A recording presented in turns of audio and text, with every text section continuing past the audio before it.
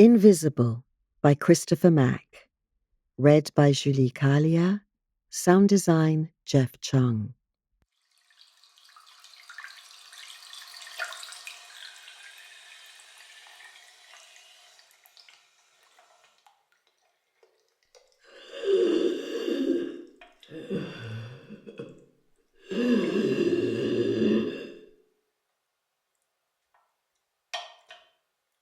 It is a fact that each of us is aging, that little by little we are decaying. Our hands get mottled with blemishes, the colour fades from our hair, our waists widen then diminish.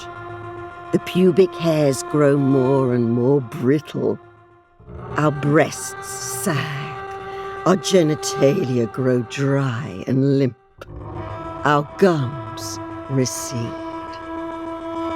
That little by little we are decaying. I wake up and I smile, happy with the knowledge that as each day passes, with every millisecond, I grow older.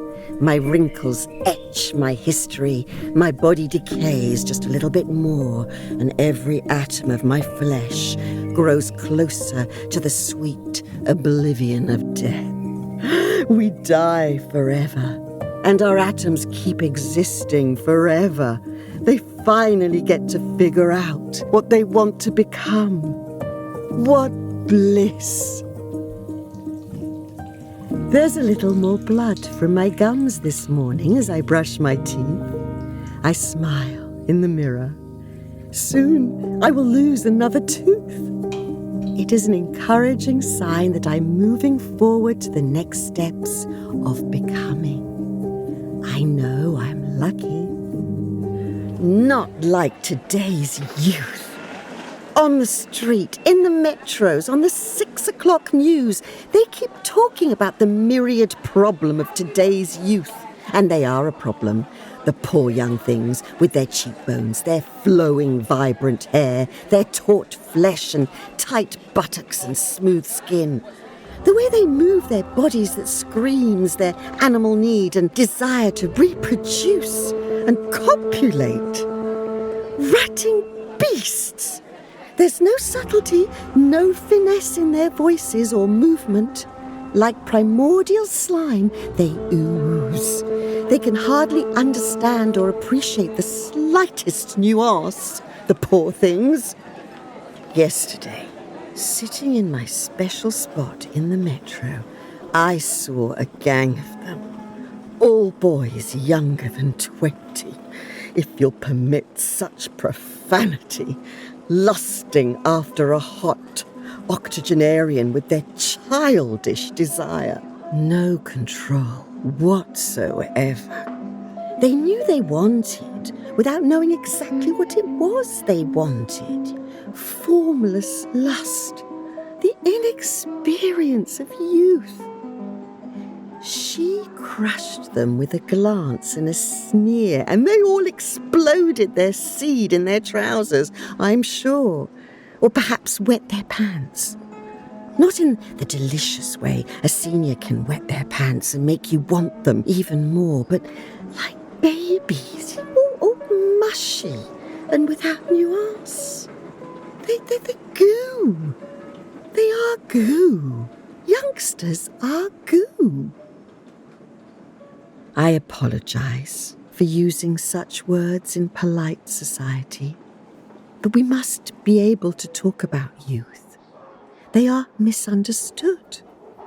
The good news is that each one of them, everyone, draws closer to us. They are getting older. They are poor reflections of us, of who we were, and in them we can see the embryos of what we may become. We must embrace our youth. We must learn to swallow our distaste.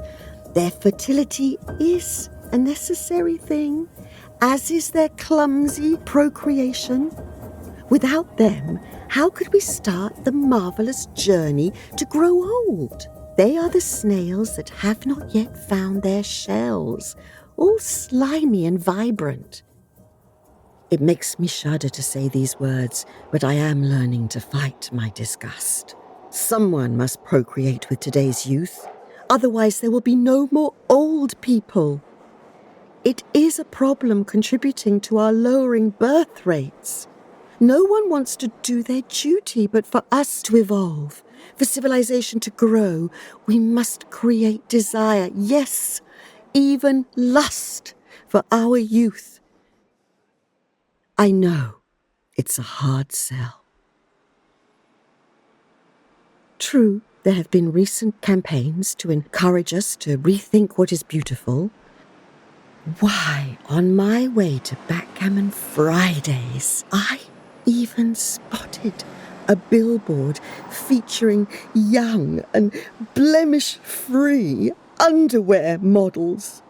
Not one of them could have been more than 30 years old and half naked. Just imagine the grotesque sight.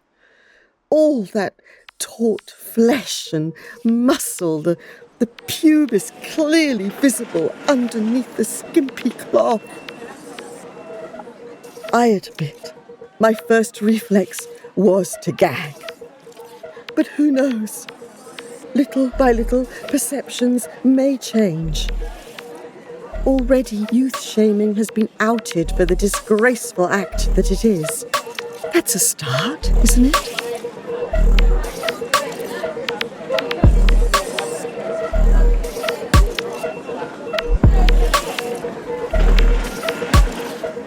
As you can tell, I'm not one who supports those young, wrinkle-free youngsters who shave their heads to fake baldness, dye their hair white, or worse still, artificially add wrinkles or weight to their bodies and breasts using cosmetic surgery to try to render their awkward youth into some semblance of beautiful maturity.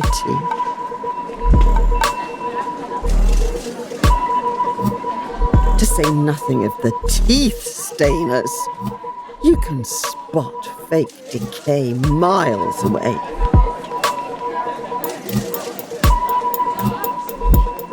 But it does no good to snicker behind their backs.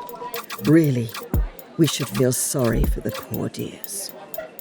Don't they understand that true beauty will arrive with the fullness of sweet time? That was the one reassuring thought when I was young, that one day I too would be wrinkled and grey. Sometimes, I am ashamed to say, it was all that stopped me from ending it before my becoming. Thank goodness I am old. I am having the time of my life. I half remember being young, always rushing.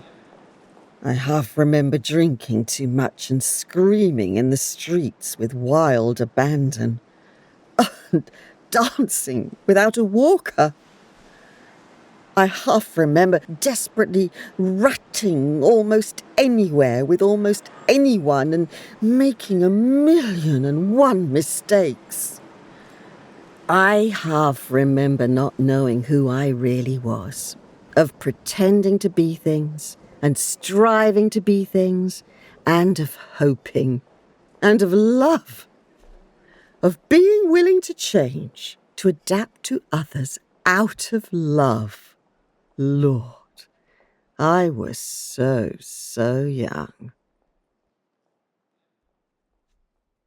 There. I've said it. I can admit it now. I was young. And now I am old. Lucky me. Pity the young. It must be hard to walk down the streets and to be looked at with revulsion. Or at best, fondness. It must be hard to be invisible. I sniff the tuft of my hair that came out overnight, and smiling, put it into the wastebasket. Ha! Soon, any week now, I will be completely bald. It took years to learn to love myself. But how could it be otherwise?